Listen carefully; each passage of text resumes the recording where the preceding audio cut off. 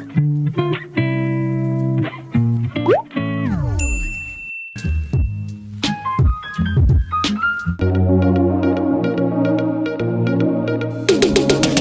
guys! Welcome to my channel!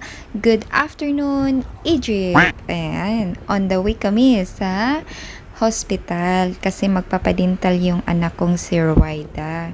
And see the weather. Ang ganda-ganda ng panahon.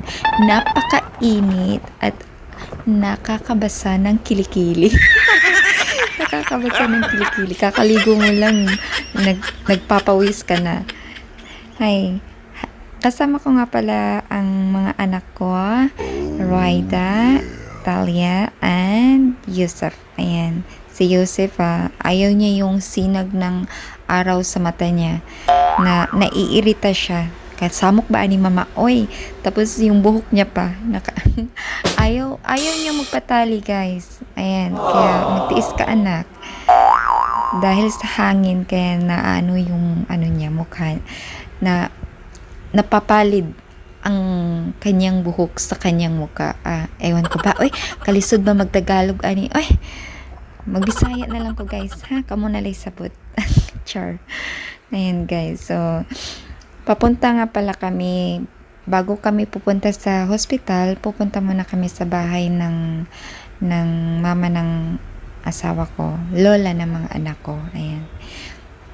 Excited si Ruwaida pupunta sa dental kasi gustong-gusto niya talagang mabunot na yung ipin niya, guys, kasi on the way na rin yung school days, kaya kailangan kahit papano maayos yung ipin niya. Sa pagpunta sa hospital, kasama nga pala namin yung sister ng asawa ko, at yan, picture muna kami habang naghihintay sa number 12 kami nito, guys, Number 12 yung namin. Ang tagal, marami pang nakapila. Wala namang nakapila, guys, pero ewan ko na saan sila. Kami lang dito, empty nga yung mga seats. Tapos yung paghihintay talaga namin, guys, ang tagal-tagal. Yan, ang kulit-kulit pa ng mga anak ko. Ay, nahayaan ko sila. Pero minsan, naging strict ako kasi gusto ko sila umupo lang talaga. Baka madisgrasya or ay, magagalit na naman yung asawa ko. Hindi mo binabantayin yung anak mo. Nako, ikaw talaga nanay. Behave yung mga anak mo. Ako talaga, guys, kung minsan talaga pinabayaan ko yung anak ko maglaro-laro kahit papano. Pero mostly talaga sinasabihan ko sila na, Talia, Yusuf, Cookie, opo, behave. Kasi may mga taong naglalakad din at hospital kasi to ayaw kung ano yung mahahawakan nila dyan, o ano ba dyan, virus ba dyan, hindi natin alam, diba, yan. Pero yung mata ko, andun sa kanila talaga, guys. And si Ruwaida, na siya, ano bang Bisaya nito? Bagot na siya sa kakahintay. Paano naman, number 12 kami? Naubos na yung kakulitan nila. Takot na siya or hindi na, mixed emotion na yung pakiramdam niya. Sabi niya, mama, natatakot na ako. Ang layo-layo pa natin, anak. Kaya ipunin mo yung lakas ng loob. Pati ako, nak, nababagot na rin. Ayan. Bagot na rin si mami. Nakakapagod din. 2 hours kami naghihintay, guys. Ayan. So, kinuha ko na lang yung mga anak ko. Nilagay ko sila sa lap ko. And, ayan, nilaro-laro ko sila para aliw-aliw ako. Kasi inaantok ako, guys. At parang nagugutom na rin ako. Ito yung pinto. Say hi! Ito nga pala si Dodi, guys. Dodi yung name niya. Ang sister ng asawa ko. Ayan. Inaaliw-aliw ko yung anak kong si Ruwaida.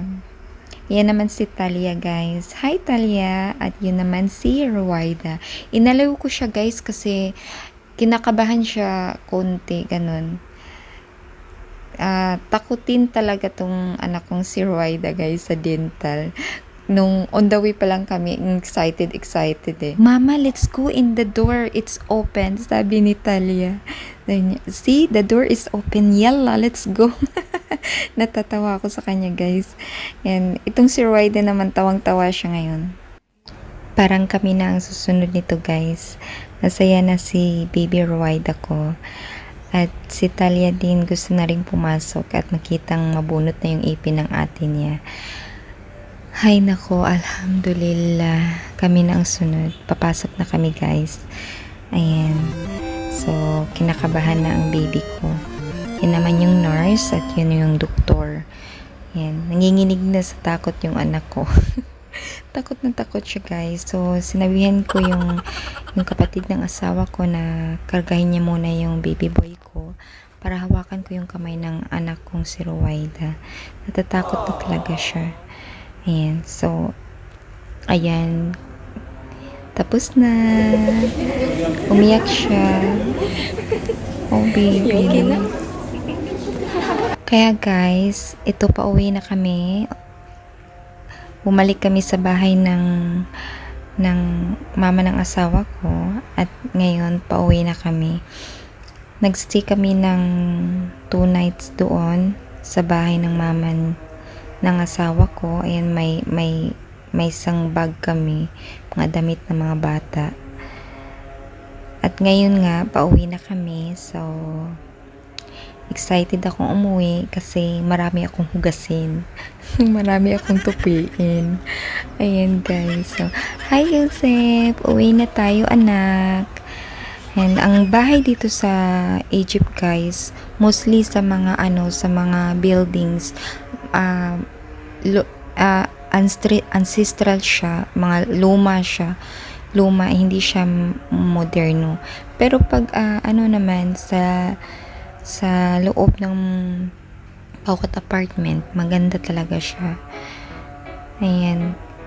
Makukulit talaga tong mga anak ko, guys, kaya tiis na, Nay. Ayan. Makikita nyo mga building, guys. Hindi siya unlike sa UAE na ang mga bago yung mga building nila. Dito, guys, mostly talaga mga building ay luma. Luma yung mga building. Ayan ang mga anak ko. Makukulit din kahit andito sa sasakyan. Kaya, kailangan talaga pag nanay ka, mahaba ang pasensya mo. Mahabang mahaba. Ayan. So, antok na antok pa rin ako, guys, kasi may LBM na ako. Ayan, oh. Naghihilik ako saglit. Malapit na kami. Yan itong punong to, guys. Dates po yan. Ayan, dates. Masarap po yan, guys. Masustansya pa. Sa mga OFW na alam yung dates, talaga masarap na masarap yan, guys. So, ito yung mga building na malapit sa bahay namin. Ayan, malapit na kami, guys. So, thank you for watching, guys. I hope you like my video at pinagtiisan nyo po yung boses ko kahit may sakit. So, bye-bye na mga girls, boy. Hello. See you next in my vlog. Ito yung mga building sa Egypt, guys. And so itong place na to, guys, malapit to sa train, main train. So dumaan kami dito, shortcut papunta sa bahay namin. Mga prutasan dito sa train from the government, ang mahal-mahal from government, pero ang mahal. May coffee shop 24 hours yan, at sa pag U-turn namin dyan may McDo.